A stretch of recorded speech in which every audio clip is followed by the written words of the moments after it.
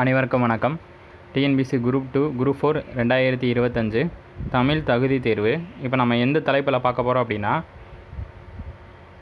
கல்வி மற்றும் பெண்கள் மேம்பாடு, பொது அறிவிலும் சரி பொது தமிழையும் சரி. இப்போ நம்ம பார்க்க வேண்டிய அந்த 30 வினாக்கள் இருந்து உங்களுக்கு 4 கேள்விகள் கண்டிப்பாக இடம்பெறும். இது தலைப்பு எங்கே இருக்குது அப்படின்னா, 9ஆம் வகுப்பு புதிய தமிழ் பாடப்புத்தகத்தில் இயல் 5ல் கல்வியில் சிறந்த பெண்கள். தலைப்பு என்ன? கல்வியில் சிறந்த பெண்கள். 9ஆம் வகுப்பு தமிழ் புதிய பாடப்புத்தகத்தில் இருக்குது. இயல் 5 இதில் இருக்கக்கூடிய அனைத்து கேள்விகளையும் நம்ம ஒருங்கிணைத்து கொடுத்துருக்கோம். ரொம்ப ஒரு முக்கியமான தலைப்பு. இது ஒரு முக்கியமான உரைநடை கேள்விகள். இதை நம்ம கூடுதல் வினாக்களாக உங்களுக்கு கொடுத்துருக்கோம். கேள்விக்குள்ளே போயிடுவோம். முதல் கேள்வி, சமண மதமும் புத்த மதமும் வளர்ந்த காலத்தில் கல்வி கற்ற பெண்ணாக விளங்கியவர் யார்? மணிமேகலை. சமண மதமும் புத்த மதமும் வளர்ந்த காலத்தில் கல்வி கற்ற பெண்ணாக விளங்கியவர் யார்? மணிமேகலை. கேள்வி நம்பர் 2, தமிழகத்தின் முதல் பெண் மருத்துவர். முத்துலட்சுமி அம்மையார். தமிழகத்தின் முதல் பெண் மருத்துவர் யார்? டாக்டர் முத்துலட்சுமி அம்மையார். ரொம்ப ஒரு முக்கியமான கேள்வி இது. கேள்வி நம்பர் 3,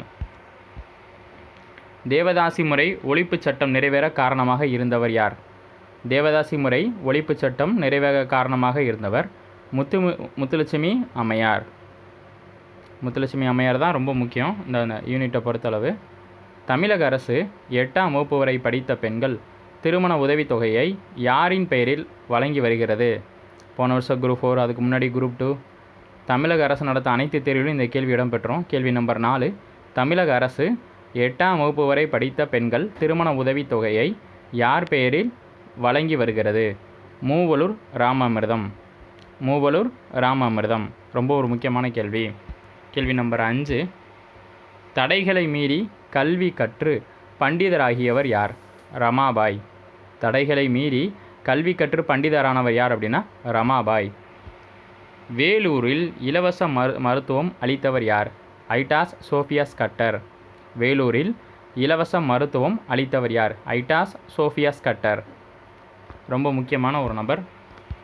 கேள்வி நம்பர் 7, குழந்தைகளை பாதுகாப்போம் என்ற அமைப்பை நிறுவியவர் யார்? கைலாஸ் சத்யார்த்தி. இவர் தான் 2016ஆம்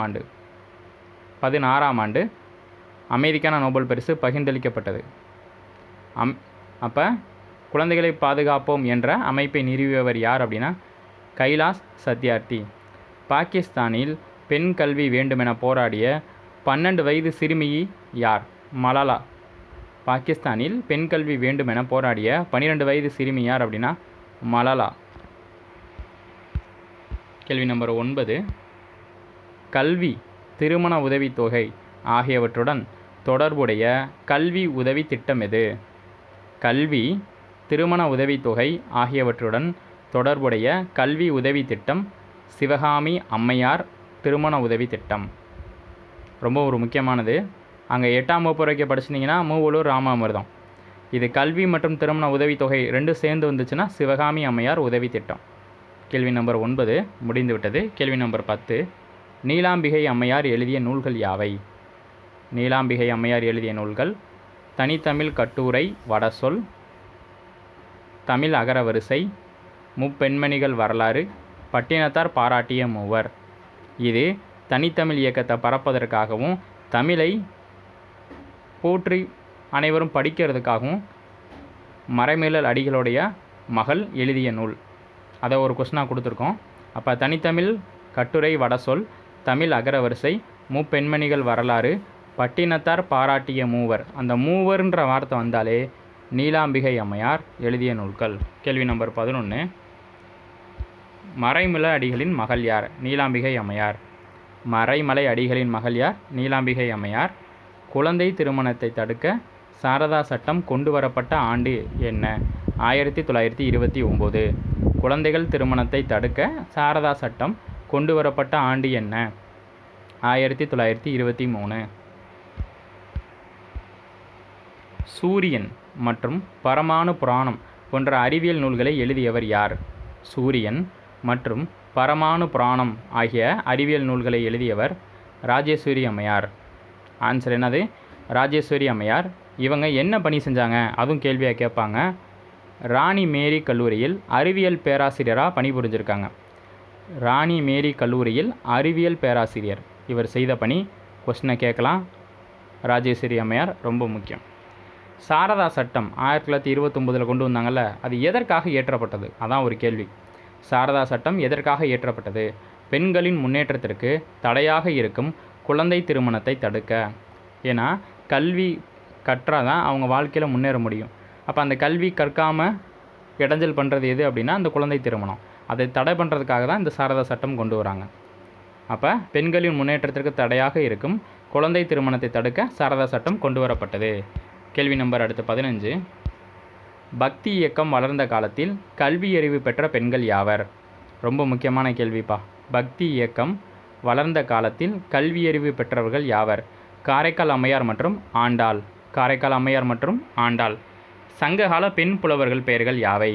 சங்ககால பெண் புலவர்கள் பெயர்கள் ஔவையார், ஒக்கூர் மாசாத்தியார், ஆதிமந்தியார், வெண்ணி குயத்தியார். சங்ககால பெண்பால் புலவர்கள் ஔவையார், ஒக்கூர் மாசாத்தியார், ஆதிமந்தியார், வெண்ணி குயத்தியார். பொன்முடியார், நக்கண்ணையார், காக்கை பாடினியார், வெள்ளி வீதியார், காவற்பெண்டு நப்பசலையார். பொன்முடியார், நக்கண்ணையார், காக்கை பாடினியார், வெள்ளி வீதியார், காவற்பெண்டு நப்பசலையார். இவர்கள் அனைவருமே சங்ககால பெண்பால் புலவர்கள். அதே மாதிரி பக்தி இயக்கத்தில் 2 பேர், காரைக்கால் அம்மையார், ஆண்டாள். அடுத்து தமிழகத்தின் முதல் பெண் மருத்துவர் மற்றும் இந்திய பெண்கள் சங்கத்தின் முதல் தலைவராக இருந்தவர் யார்? முத்துலட்சுமி அம்மையார். தமிழகத்தின் முதல் பெண் மருத்துவர் மற்றும் இந்திய பெண்கள் சங்கத்தின் முதல் தலைவராக இருந்தவர் முத்துலட்சுமி அம்மையார். இந்த முதல் தலைவர்ன்ற வார்த்தையை ஞாபகம் வச்சுக்கணும். ஸ்டேட்மெண்ட்டில் வரும்போது 2ஆம் தலைவர் 3ஆம் தலைவர் கொடுத்து உங்களை குழப்புவாங்க. முதல் தலைவர். சென்னை மாநகராட்சியின் முதல் துணை மேயர் மற்றும் சட்ட மேலவைக்கு தேர்ந்தெடுக்கப்பட்ட முதல் பெண்மணி யார்? முத்துலட்சுமி அம்மையார். ஏன் இந்த கேள்வி தனித்தனியாக கொடுக்காம சேர்த்து கொடுத்துருக்கேன் அப்படின்னா ஸ்டேட்மெண்ட்டாக வரும்போது உங்களுக்கு அதை படிக்கிறதுக்கு கோர்வையாக இருக்குன்றதுக்காக தான். தமிழகத்தின் முதல் பெண் மருத்துவர் முத்துலட்சுமி அம்மையார். இந்திய பெண்கள் சங்கத்தின் முதல் தலைவர் முத்துலட்சுமி அம்மையார். சென்னை மாநகராட்சியின் முதல் துணை மேயர் முத்துலட்சுமி அம்மையார். சட்ட மேலவைக்கு தேர்ந்தெடுக்கப்பட்ட முதல் பெண்மணி முத்துலட்சுமி அம்மையார். 1929. நீதி கட்சி ஞாபகம் வச்சுக்கணும், ரொம்ப முக்கியம். கேள்வி நம்பர் 18 முடிஞ்சு. 19. தேவதாசி முறை ஒழிப்பு சட்டம், இருதார தடை சட்டம், பெண்களுக்கு சொத்துரிமை வழங்கும் சட்டம், குழந்தை திருமண தடை சட்டம் ஆகியவை நிறைவேற காரணமாக இருந்தவர் யார்? டாக்டர் முத்துலட்சுமி ரெட்டி அவர்கள். ரொம்ப முக்கியம். ஏன்னா இவங்க சட்டமேலவை உறுப்பினர் ஆயிட்டாங்கனாலே அந்த கண்டிப்பாக பெண்களுக்கு எதிரான அந்த குற்றங்களை தடுக்கிறதுக்கான சட்டத்தை இவங்க கண்டிப்பாக ஆதரிச்சிருப்பாங்க. அதை ஞாபகம் வச்சுக்கிட்டாலும் இந்த கேள்விக்கு ஆன்சர் பண்ணிடலாம். தேவதாசி முறை ஒழிப்பு சட்டம், இருதார தடை சட்டம், பெண்களுக்கு சொத்துரிமை வழங்கும் சட்டம், குழந்தை திருமண தடை சட்டம் ஆகியவை நிறைவேற காரணமாக இருந்தவர் முத்துலட்சுமி அம்மையார். அடையாறில் முத்துலட்சுமி அவ்வையார் எந்த ஆண்டு அவ்வை இல்லத்தை நிறுவினார்? 1930. அப்போ அடையாறில் அவ்வை இல்லத்தை டாக்டர் முத்துலட்சுமி ரெட்டி எந்த ஆண்டு தொடங்கினார்? 1930. அடையாறில் முத்துலட்சுமி அவ்வையார் எந்த ஆண்டு அவ்வை இல்லத்தை நிறுவினார்? 1930. முத்துலட்சுமி அம்மையார் எந்த ஆண்டு புற்றுநோய் மருத்துவமனையை நிறுவினார்? 1952. முத்துலட்சுமி அம்மையார் எந்த ஆண்டு புற்றுநோய் மருத்துவமனையை நிறுவினார்? 1952. அதுக்கு அடிக்கல் நாட்டியவர் இந்தியன் முதல் பிரதமரான டாக்டர் ஜவஹர்லால் நேரு. ஞாபகம் வச்சுக்கோங்க. இவங்களை பற்றி உங்களுக்கு ஃபுல் வீடியோ வேணும்னா நம்மளோட சேனலில் முத்துலட்சுமி அவர்களை பற்றி டீட்டெயில்டான ஒரு ஃபுல் வீடியோ கொடுத்துருக்கோம். ஞாபகம் வச்சுக்கோங்க. விடைக்கேற்ற வினா அமைக்க. அடுத்த கேள்வி, விடைக்கேற்ற வினா அமைக்க. தேவதாசி முறை ஒழிப்பு சட்டம் நிறைவேற காரணமாக இருந்தவர் முத்துலட்சுமி அம்மையார். இதான் விடை. தேவதாசி முறை ஒழிப்பு சட்டம் நிறைவேற காரணமாக இருந்தவர் முத்துலட்சுமி அம்மையார். அப்போ ஆன்சர் என்ன? தேவதாசி முறை ஒழிப்பு சட்டம் நிறைவேற காரணமாக இருந்தவர் யார்? தேவதாசி முறை ஒழிப்பு சட்டம் நிறைவேற காரணமாக இருந்தவர் யார்?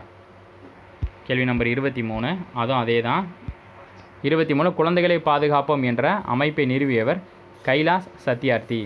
இதான் விடை. குழந்தைகளை பாதுகாப்போம் என்ற அமைப்பை நிறுவியவர் கைலாஷ் சத்யார்த்தி. இதற்கான வினா அமைக்கணும். குழந்தைகளை பாதுகாப்போம் என்ற அமைப்பை நிறுவியவர் யார்? குழந்தைகளை பாதுகாப்போம் என்ற அமைப்பை நிறுவியவர் யார்? உரையை படித்து வினாக்களுக்கு விடை தருக. உரையை படித்து வினாக்களுக்கு விடை தரணும். கையில் உள்ள செல்வத்தை காட்டிலும் நிலைத்த புகழுடைய கல்விதான் ஒருவருக்கு வாழ்வின் இறுதி வரையிலும் கை கொடுக்கிறது. வார்த்தையை பாருங்கள். கையில் உள்ள செல்வத்தை காட்டிலும் நிலைத்த புகழுடைய கல்விதான் ஒருவருக்கு வாழ்வின் இறுதி வரையிலும் கை கொடுக்கிறது. அப்போ ஒரு வாழ்க்கையோட இறுதி காலகட்டத்தில் எது உதவுது உங்களுக்கு? கல்வி தான் உதவுது. அதான் பாராள கொடுத்துருக்கு. திருப்பியோட சொல்கிறேன். கையில் உள்ள செல்வத்தை காட்டிலும் நிலைத்த புகழுடைய கல்வி தான் ஒருவருக்கு வாழ்வில் இறுதி வரையிலும் கை கொடுக்கிறது. கல்வி, அடுத்த லைன் பாருங்கள். கல்வி பெறுதலே பெண்களுக்கு அழகு. அப்போ கல்வி பெறுதலாம் யாருக்கு அழகு? பெண்களுக்கு அழகு. சங்க காலத்தில் உயர்ந்திருந்த பெண் கல்வி இடைக்காலத்தில் ஒடுங்கி போனது. அப்போ எப்போ உயர்ந்துச்சு? சங்க காலத்தில். எப்போ ஒடுங்கி போச்சு? இடைக்காலத்தில். பெண் கல்வியை மீட்டெடுக்க உலகம் முழுவதும் சான்றோர் பலர் பாடுபட்டிருக்கின்றனர். பெண் கல்வியை மீட்டெடுக்க உலகம் முழுவதும் இருக்க சான்றோர்கள் பாடுபட்டிருக்காங்க. மருத்துவர் முத்துலட்சுமி முதல் மலாலா வரை சாதனை பெண்கள் ஒவ்வொருவரின் வரலாற்றிலும் ஒரு சோதனை காலமும் ஒரு வேதனை முகமும் இருக்கின்றது. மருத்துவர் முத்துலட்சுமி முதல் மலாலா வரை வரலாற்றில் ஒவ்வொரு காலத்திலும் அவங்களோட வரலாற்றில் ஒரு சோதனை காலமும் ஒரு வேதனை முகமும் இருக்கின்றது. அப்போ இது கூட கேள்வியை கேட்கலாம். யாரிலிருந்து யார் வரை அப்படின்னா முத்துலட்சுமி முதல் மலாலா வரை அவங்களோட வாழ்க்கையில் ஒரு சோதனை காலமும் ஒரு வேதனை முகமும் இருக்கிறது. இவ்வளோ தான் இந்த பாரா. இப்போ கொஸ்டின்ஸ்க்கு போயிடுவோமா? கொஸ்டின். கல்வியின் பயன் யாது? ஒருவருக்கு வாழ்வின் இறுதி வரையிலும் கை கொடுக்கிறது. முதல் லைனு எங்கே இருக்குது? இந்த இருக்குது பாருங்கள். கையில் உள்ள செல்வத்தை காட்டிலும் நிலைத்த புகழுடைய கல்விதான் ஒருவருக்கு வாழ்வின் இறுதி வரையிலும் கை கொடுக்கிறது. அப்போ கல்வியோட பயன் என்ன? இறுதி வரைக்கும் கை கொடுக்கிறது. அதான் முதல் கேள்வியாக கொடுத்துருக்காங்க. அப்போ கல்வியின் பயன் ஒருவருக்கு வாழ்வின் இறுதி வரையிலும் கை கொடுக்கிறது. கேள்வி நம்பர் 24. எதனை பெறுதல் பெண்களுக்கு அழகு? கேள்வியை பாருங்கள். எதனை பெறுதல் பெண்களுக்கு அழகு? கல்வியை பெறுதல் பெண்களுக்கு அழகு. கல்வியை பெறுதல் பெண்களுக்கு அழகு. இந்த லைன் எங்கே இருக்குது அப்படின்னா டாப்பில் இருக்கும். பெறுதலே பெண்களுக்கு அழகுன்னு இருக்கா? அதான் அந்த லைனு. அடுத்து பெண் கல்வி எப்போது ஒடுங்கி போனது? நம்ம ஏற்கனவே இதை பார்த்துட்டோம். சங்க காலத்தில் உயர்ந்தது, இடைக்காலத்தில் ஒடுங்கி போச்சு. அப்போ பெண் கல்வி இடைக்காலத்தில் ஒடுங்கி போனது. பெண் கல்வி இடைக்காலத்தில் ஒடுங்கி போனது. பெண் கல்வியை மீட்டெடுக்க யார் பாடுபட்டு இருக்கின்றனர்? பெண் கல்வியை மீட்டெடுக்க யார் பாடுபட்டு இருக்கின்றனர்? பெண் கல்வியை மீட்டெடுக்க உலகம் முழுவதும் சான்றோர் பலர். பெண் கல்வியை மீட்டெடுக்க உலகம் முழுவதும் சான்றோர் பலர். அந்த லைனும் நமக்கு லாஸ்ட்டில் இருக்குது. சாதனை பெண்களின் வாழ்வில் நிகழ்ந்தது என்ன? சாதனை பெண்களின் வாழ்வில் நிகழ்ந்தது என்ன? இப்போ சாதனை பெண்கள் எடுத்துக்காட்டு அந்த லாஸ்ட் லைனில் கொடுத்துருந்தாங்க. அதே தான் இங்கேயும். மருத்துவர் முத்துலட்சுமி முதல் மலாலா வரை சாதனை பெண்கள் ஒவ்வொருவரின் வரலாற்றிலும் ஒரு சோதனை காலமும் ஒரு வேதனை முகமும் இருக்கின்றது. ஒரு சோதனை காலமும் ஒரு வேதனை முகமும் இருக்கிறது. அடுத்து 28. நம் நாட்டின் முதல் பெண் ஆசிரியர் யார் அப்படின்னா சாவித்திரிபாய் பூலே. அதுவும் கொஸ்டினாக கேட்பாங்க. 1848 பெண்களுக்கு என தொடக்கப்பள்ளியில் ஆசிரியராக பணியாற்றியவர் யார்? சாவித்திரிபாய் பூலே. 1848 பெண்களுக்கு என தொடக்கப்பள்ளி ஆசிரியராக பணியாற்றியவர் யார்? சாவித்திரிபாய் பூலே. அந்த கேள்வி அப்படியே மாற்றி கேட்டாங்கன்னா நாட்டின் முதல் பெண் ஆசிரியர் யாருன்னு கேட்பாங்க. தமிழகத்தின் சீர்திருத்தவாதி, எழுத்தாளர், திராவிட இயக்க அரசியல் செயல்பாட்டாளர் என அழைக்கப்பட்டவர் யார் அப்படின்னா மூவலூர் ராமாமிர்தம். அப்போ மூவலூர் ராமாமிர்தம் தமிழகத்தின் சீர்திருத்தவாதி, எழுத்தாளர், சமூகத்தில் திராவிட இயக்க அரசியல் செயல்பாட்டாளராக செயல்பட்டார். மூவலூர் ராமாமிர்தம். 30. மங்கையராய் பிறப்பதற்கு மாதவம் செய்திடல் வேண்டும் என்று பாடியவர் கவிமணி. மங்கையராய் பிறப்பதற்கு மாதவம் செய்திடல் வேண்டும் என்று பாடியவர் கவிமணி.